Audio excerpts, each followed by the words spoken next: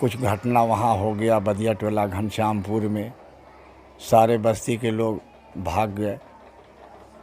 फिर 15 से लेके 17-18 दिन जब हो गया तो प्रशासन की तरफ से ये बात का खबर मिला कि अब जो लोग नामज़द नहीं हैं वो लोग जा सकते हैं, इमाम भी जा सकते हैं और अपने मस्जिद को आबाद कर सकते हैं।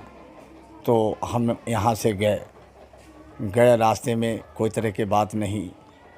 जब हम मस्जिद पहुँचे तो वहाँ से मस्जिद का गेट खोल करके देखा मस्जिद के सब चीज़, और उसके बाद हम बाहर निकले तो हम सोचा कि ज़रा देख लें कहाँ कौन हालात यहाँ पर है बस्ती का। जब तमाम घरों में जब गए और जा कर के देखा तो वहाँ पर जो है कई एक घर का तमाम घरों का जो है ताला टूटा हुआ है और सामान सब छितरा बिथरा है। ये सब देख करके हमको बड़ा रोना आया, बड़ा अफसोस हुआ सब देख करके। उसके बाद हज़रत हम मस्जिद में आए और आने के बाद वज़ू बनाया और वज़ू बना करके हम नमाज़ पढ़े और नमाज़ पढ़ने के बाद हम बैठे हुए थे।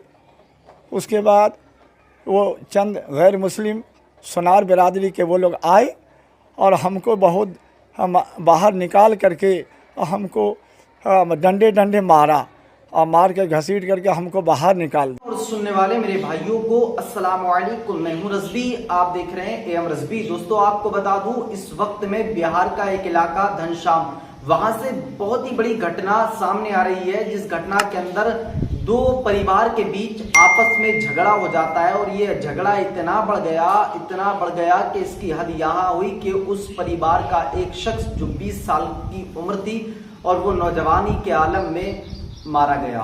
वहीं आपको बता दूं इस वक्त में पूरे गांव को वहां से खाली करा दिया गया है। जब पूरा गांव खाली कराया तो इमाम साहब से भी कह दिया गया कि आप भी मस्जिद से चले जाएं। दोस्तों 20 दिन के अंदर वहां अजान तक नहीं हुई, 20 दिन लगातार वहां अजान नमाज कुछ भी नहीं हुआ, पूरा गांव खाली रहा। लेकिन फिर 20 दिन के बाद पुलिस की तरफ से यह आदेश आता है कि जिन लोगों के नाम लिखे हुए नहीं हैं वो गांव में जाकर रह सकते हैं और इमाम साहब भी वहां पर पहुंच जाएं। लेकिन जब इमाम साहब और वो गांव वाले जब वहां पहुंचते हैं तो इमाम साहब गांव का मुशाहिदा करते हैं, गांव में थोड़ा सा घूमते हैं तो देखते हैं लोगों के घरों के ताले टूटे हुए हैं, उनका सामान बेतरह बिखरा हुआ है, बेइंतहा उन पर जुल्म हुआ है। तो इमाम साहब मस्जिद में पहुंच जाते हैं। अब इमाम साहब जब मस्जिद में पहुंचे तो मस्जिद के अंदर तो वहां कुछ और ही मंजर नजर आया। कुछ लोग नमाज की तैयारी कर रहे थे लेकिन फिर कुछ लोगों ने हमला बोला, जिसकी वजह से इमाम साहब और उन मुसलमानों को बेरहमी से पीटा गया और इमाम साहब पर जुल्म किया गया।